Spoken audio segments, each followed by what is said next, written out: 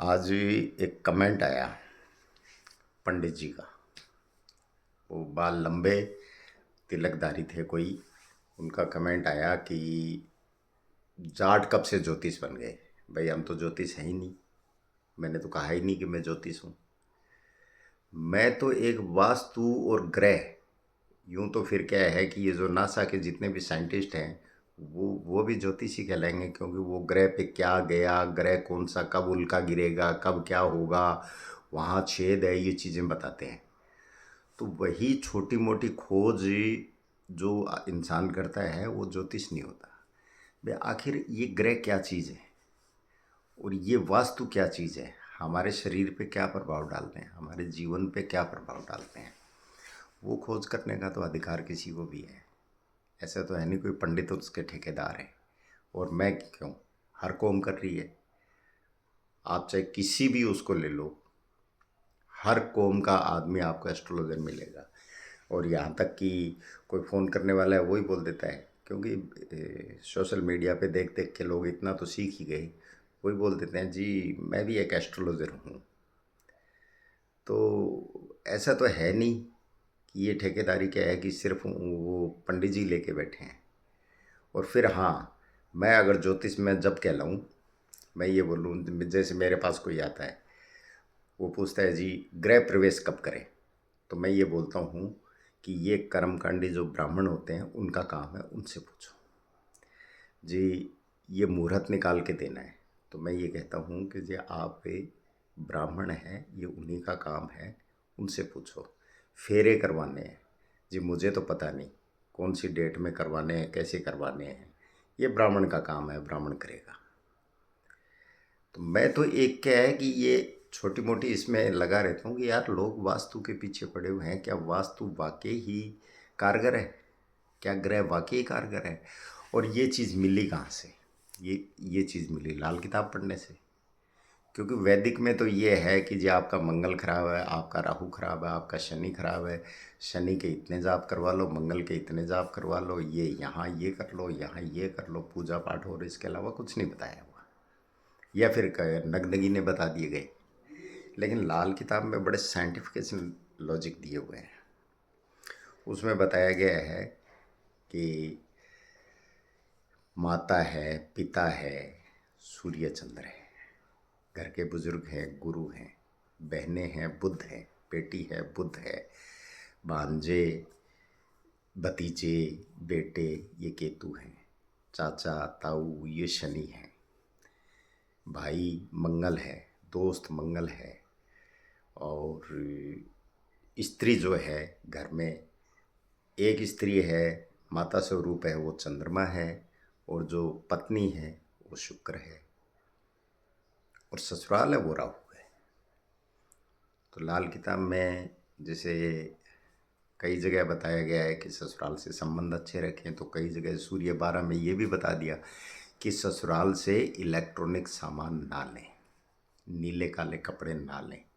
और अगर जिनके सूर्य 12 बैठा है वो लेके देख लें, तो खुद को ही पता चल जाएगा कि हाँ वाकई ये सच कह रही है या गलत कह रही है लाल किताब जो है। अब रिश्तों, ग्रहों को रिश्तों के रूप में एक धागे में पिरोने की कोशिश की है लाल किताब ने। और वही चीज़ मुझे अच्छी लगी कि भाई अगर मंगल को मजबूत करना है तो हम हमारे मित्रों के साथ बैठें, हमारे भाइयों से बना के रखें। और जहाँ संगठन होता है वहाँ शक्ति तो होती है, तो मंगल इसी का तो नाम है। चूल्हे जैसे ही अलग होते हैं, चूल्हा क्या होता है, मंगल होता है, जैसे ही अलग होते हैं बोला हाँ ये अब अलग हो गए, अब इनको क्या है भड़का के और लड़ा दो, होता है ना ऐसा। तो और ये तो इतिहास गवाह है कि विभीषण अगर भेद नहीं देता तो रावण क्यों मारा जाता। तो अक्सर से सत्य है कि मंगल के प्रतीक ये हैं, इनको खुश रखने से आपकी शक्ति बढ़ती है, घटती नहीं है। पत्नी जो पूरे घर को संभालती है उसको खुश रखने से घर में बरकत आती है, शुक्र अच्छा रहता है, ये भी कहा गया है। घर के बुजुर्ग हैं भाई, बुजुर्ग हो गए, बूढ़े हो गए, इनको कौन पूछता है। तो आजकल नहीं पूछते, वृद्ध आश्रम में भेजते हैं, लेकिन लाल किताब ने तो उनकी इज्जत करने के लिए कहा है और पहले क्या होता था, आज से 40-50 साल पहले कोई एस्ट्रोलॉजी को पूछता भी नहीं था। सिर्फ ये कहते थे कि मुहूर्त निकलवाना है, इसके अलावा कुछ नहीं कहते थे। या शादी करनी है, या ये रिश्ता देख लिया तो कब फेरे करवाने चाहिए, इसके अलावा कुछ नहीं पूछते थे। फिर भी दिक्कत नहीं आती थी। आज दिक्कत आ रही है। तो आज कारण यही है कि वो जो बुजुर्ग वहाँ वृद्धाश्रम में पड़ा है, वो बृहस्पति का अपमान हो रहा है। अब आप चने की दाल चाहे कितनी चढ़ाते रहो, और चने की दाल पे भी बता देता हूँ, एक उदाहरण के तौर पे मैंने कहा था भाई मान लो 30 रुपये किलो की चने की दाल आती है, तो उन्होंने मेरी और चीज़ को नहीं पकड़ा, उन्होंने उस चीज़ को पकड़ा कि लो जी इनकी बात कहाँ तक सच होगी, चने की दाल 30 किलो आती है। तो मैं भाई कोई किराने की दुकान थोड़ी खोल के बैठा हूँ, मैंने तो एक उदाहरण दिया है। काका तूने पकड़नी है तो वो बात पकड़ना कि जो मैं बताना चाह रहा हूँ। सरसों के तेल पे बता रहा हूँ कि भाई 2 रुपये का सरसों का तेल आपके काम आएगा, और नहीं आता तो आप करके देख लो। नाक में लगा के देखो, कान में लगा के देखो, नाभि में लगा के देखो, पैर के तलवे में लगा के देखो, अगर आपको फ़ायदा ना दे कि जी ये चने की दाल 30 रुपये किलो बता रहे हैं, एक कह रहा है चने की दाल 100 रुपये किलो आती है, माफ़ करना। अरे भाई मैंने मैंने माफ़ करके और माइंड नहीं करना, मेरे मेरे क्यों, मैं क्यों माइंड करूँगा। मैंने एक उदाहरण दिया है। ये किसने कहा, एक एक भाई साहब लिखते हैं कि सन 47 का आपने वो आर्टिकल डाला है क्या, 2 रुपये में सरसों का तेल और 30 रुपये में चने की दाल। भाई मैं उदाहरण दे रहा हूँ, मैंने कोई तोल मोल करके नहीं आया, न मैं सामान लेके आया कि वे चने की दाल कितने की आती है, और न ही मैं क्या है कि आड़त का व्यापारी हूँ, खरीद फरोख्त वाला धान मंडी का, कि चावल मूंग और ये दाल के भाव करता फिरूँ। वो उदाहरण था। तो ऐसे ऐसे लोग भी बैठे हैं। तो एक तो ज्योतिष पे सभी का अधिकार है, ये एक साइंस है, और इसको जितना आप गहराई में जाओगे आप खुद समझोगे ज़्यादा अच्छा रहेगा। और दूसरी बात, जो भाई लोग ये कहते हैं कि नहीं हम ही आदि करते हैं, तो भाई फिर और चीज़ों पे आप लोगों का अधिकार नहीं होना चाहिए, हम ये छोड़ देते हैं, और तो क्या करें। आज न चाचा से बनती है, न ताऊ से बनती है, न भाई से बनती है, न माता से बनती है, न पिता से बनती है, न दादा से बनती है, न बहन को घर में आने दिया जाता है। मूंग बांधो जी, मूंग बांधो। और पंडित जी भी बोलते हैं एक काम करना, 1 किलो मूंग दे आना वहाँ पे।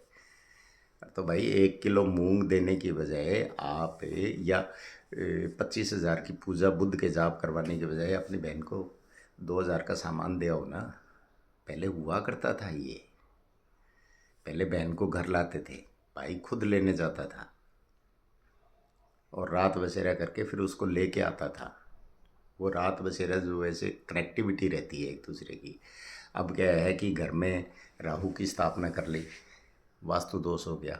राहु क्या है, मलिन चीज़ें जितनी भी है, राहु है खराब वाला, तो वो तो हमने घर में ले लिया। पहले खुले आंगन हुआ करते थे, वास्तु की ज़रूरत ही नहीं थी, क्योंकि सीधी सी बात है कि सूर्य की रोशनी, पूरा संसार जो पूरे सब हर ग्रह को किरण देने वाला है वो सूर्य है। सूर्य की रोशनी बीच आंगन में पड़ती थी, और वहाँ से वो, जैसे आपने सूर्य की धूप में देखा होगा, यूँ लहर सी चलती हुई धुएं टाइप की, तो वो सारी की सारी क्या करती थी, वो सारे जो रूम रसोई होती थी उसमें फैल जाती थी। छत के ऊपर लोग सोते थे, फ्रेश हवा लेते थे, पानी की मटकी से पानी पीते थे, फ्रिज नहीं ज़्यादा इस्तेमाल करते थे। बड़े बड़े लोगों के फ्रिज हुआ करते थे। ससुराल से इतना ही संबंध रहता था, जो भ्रम देने वाला ग्रह है राहु, उसका कारक है ससुराल, तो वहाँ इतने ही संबंध होते थे कि गए आ गए। आजकल मोबाइल आ गए, तो मोबाइल में मम्मी आज मुझे फलाना ने ये बोल दिया, अच्छा ऐसे कैसे बोल दिया, मतलब तुरंत ही कार्रवाई होती है। उसको थोड़ा सा वक्त को वक्त दे दिया जाए तो वक्त बदलता है, तो वो कार्रवाई तुरंत होती है, तो वो झगड़े बढ़ते हैं। किसने करवाई? इलेक्ट्रॉनिक आइटम है राहु, उसी ने तो करवाए हैं। वो नया होता तो क्यों होते कलेश, क्यों होते तलाक। पहले तो माँ होती थी, वो बेटा उलाना मत दिलाना, अपनी माँ को गाली मत दिलवाना, अपनी सास की सेवा करना, ससुर का ध्यान रखना, ये कह के बेचते थे। आजकल तो टीवी में प्रोग्राम देखें तो वहाँ भी एक ही चीज़ कही जाती है, चाहे वो कॉमेडी शो है। एक बार मैं वो देख रहा था कपिल का शो, तो उसमें वो जो बुआ जी आती थी वो कहती थी कि जी भाई लड़का ऐसा होनी चाहिए, मम्मी जी नहीं होनी चाहिए उसके। क्यों भाई, तेरी मम्मी जी तो तुझे चाहिए और उसके मम्मी जी होनी नहीं चाहिए। तो ये चीज़ें जो हैं ये गलत हैं, और इसी चीज़ पे मेरी रिसर्च रहती है कि पहले ऐसा क्या था कि ये एस्ट्रोलॉजी इतनी हावी नहीं थी। आजकल तो इतने वहम में डाल रखे हैं, बोला आप एक काम करना, यहाँ इत्र लगा के जाना, लड़की नाक रगड़ती आएगी। ऐसे अगर लड़कियां नाक रगड़ती या लड़के, पहली बात तो ये बात ही गलत है। वशीकरण है, एक मंत्र है, तजदे वचन कठोर, जहाँ हम कठोर बोलेंगे वहाँ तो वशीकरण गया काम से, चाहे कैसा भी हो। और जहाँ हम मीठे बोलते हैं तो वश में तो होते ही हैं, क्योंकि हम किसी को कड़वा ही नहीं बोल रहे, तो वशीकरण ही हो गया एक तरह से। तो एक बात तो ये गलत है कि एक औरत के मुंह से ऐसी बात निकलना, नंबर एक। नंबर दो, एक महाराज बोलते हैं कि इमीजिएट फंड के लिए अगर आपको पैसा चाहिए तो ये नंबर लिख लो, वो नंबर मुझे याद नहीं है, ये नंबर लिख लो। तो सामने वाला भी कम नहीं है, पॉडकास्ट वाला, वो कहता है जी 5 करोड़। बोला हाँ 5 करोड़ लिख लो, मिल जाएंगे। और लोग उसको सुनते भी हैं। भाई अगर इस तरीके से रिजर्व बैंक हाथ लगता, एटीएम मशीन हाथ लगती, तो फिर कोई काम क्यों करता। फिर बात आती है कि कई लोगों को हम देखते हैं, वो देखो, ईश्वर का धन्यवाद देना बहुत अच्छी बात है। परिवार में जितने मेंबर बनाए गए हैं वो सारे ही ईश्वर की देन है, और वो किसी न किसी ग्रह को रिप्रेजेंट करते हैं। अगर ईश्वर ने आपको सिर्फ सन्यास वो पूजा पाठ के लिए बनाया है तो आपको सन्यासी बनाता, आप जंगल में उसी की आराधना कर रहे होते। ईश्वर ये कहता है कि जो मैंने तेरे हवाले परिवार किया है, जितने जीव मैंने किए हैं, तेरे माँ बाप भाई बहन रिश्तेदार, इसके अलावा बाहर कोई जीव जो तेरा इंतज़ार कर रहा है रोटी के लिए, कोई भिखारी इंतज़ार कर रहा है रोटी के लिए, पहले उनकी सेवा कर, वही मेरी सेवा है। उसके बाद हम जो है कि भगवान तूने मुझे इस लायक बना रखा है, ऐसे ही रखना, इतने में भगवान खुश होता है। तो घरों में मंदिर भी बड़े बड़े, कितने मंदिर तो होना चाहिए। पहले तो घरौंदे हुआ करते थे छोटे छोटे। अब इधर तो पंडित जी कहते हैं कि बृहस्पति का स्वभाव है स्थान हानि करना, और इधर पंडित जी कहते हैं कि मंदिर है वो बृहस्पति है।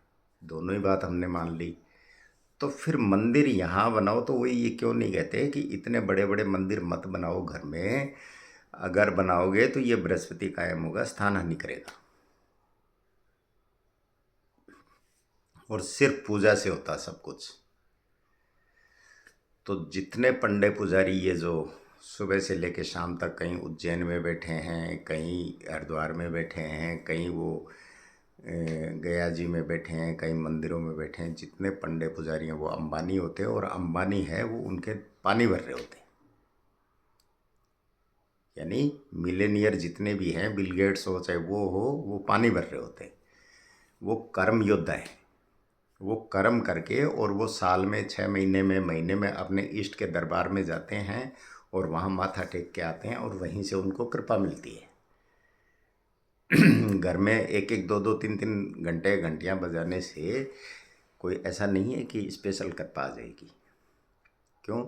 क्योंकि हम प्रसाद चढ़ाते हैं, तो मिठाई तो हमने सवामणी जो करते हैं, तो मिठाई तो वो 51 किलो होती है, और लड्डू एक सामने रखा होता है, और वो दूसरे दिन क्या है कि बच्चे खा लेते हैं या कोई कोई भी खा लेता है। तो भगवान को तो सामने एक बस हाजिरी देनी है। तो वो हाजिरी दे के भी आप निर्मल मन से अगर हाजिरी भी दे दोगे तो भी आपके ऊपर कृपा आती रहेगी। और छल कपट में भाई आप करते रहो, इधर आप राम राम कर रहे हो, इधर कह रहे हो कि अच्छा इसके पास इतना पैसा आ गया, ये क्यों आया, ये सारा आना नहीं चाहिए था। अच्छा इसके पास ये मकान बन गया, ये क्यों बन गया, ये नहीं होना चाहिए था। तो फिर वो दिखावे की माला, तो वो आप अपना ग्रह केतु भी खराब कर रहे हो, गुरु ही नहीं वो केतु भी खराब कर रहे हो। खैर, बात चली थी हमारी पंडित जी की बात से। तो मेरा कहने का मतलब ये है कि देखो, हम कोई पंडित नहीं है, हम कोई ज्योतिष नहीं है, खोजबीन में लगा रहता हूँ भाई। और जैसी बात होती है उस पे क्या है कि तर्क संगत बात बोल देता हूँ। किसी को अच्छी लगे तो देख लो, और नहीं लगे तो राम राम तो है ही, उसमें क्या है। और उसमें कोई ऐसा भी नहीं है कि बहुत बड़ा विद्वान हूँ जी, मेरे ऊपर हाँ कहीं गलत दिखता है आपको तो वो बात कहो, लेकिन ये कोई कमेंट नहीं होते कि लो जी इसने तो चने की दाल 30 रुपये किलो बता दी।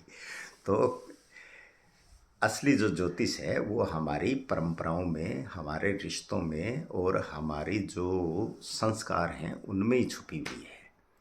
बाकी देखो, व्यू पाने के लिए कुछ भी मतलब क्या है कि देखा जाए तो सोशल मीडिया पे क्या है कि ये डांस वगैरह के कई वीडियो डालते हैं, रीलें आती हैं सामने कि व्यू आने चाहिए, कपड़े शरीर पे कितने हैं कितने नहीं हैं, इतना न्यूसेंस फैला रखा है जिसकी कोई हद नहीं है। तो मैं तो ये कहना चाहता हूँ कि पंडितों का काम पंडित ही करते हैं, और खोजबीन करके जितना बन पड़ता है वो तो हम भी करेंगे भाई, हमारा भी अधिकार है। और ज़रूरी थोड़ी है कि हम रोज़ पंडितों के पास पैसे देते रहेंगे, नहीं साहब आओ पंडित जी हमारे तो ये करके जाओ आप। हम खुद सीख लेंगे उस चीज़ को कि भाई ये चीज़ यहाँ रखने से फ़ायदा है, ये चीज़ यहाँ रखने से फ़ायदा है, तो हम तो वो करेंगे ना। और हर कोई ये चाहता है कि उसका फ़ायदा हो। और मैं तो सब लोगों को बोलता हूँ कि मैं तो जो वीडियो डालता हूँ उसमें क्या है कि कोई झूठ नहीं बोलता, जितना मैंने जो एक्सपेरिमेंट किए हुए हैं वो मैं बता देता हूँ। कोई करे तो फ़ायदा ही होगा, फ़ायदा नहीं होगा तो नुकसान नहीं होगा किसी कीमत में। चाहे जो मर्जी आप वीडियो का उपाय करो, कोई नुकसान नहीं होगा।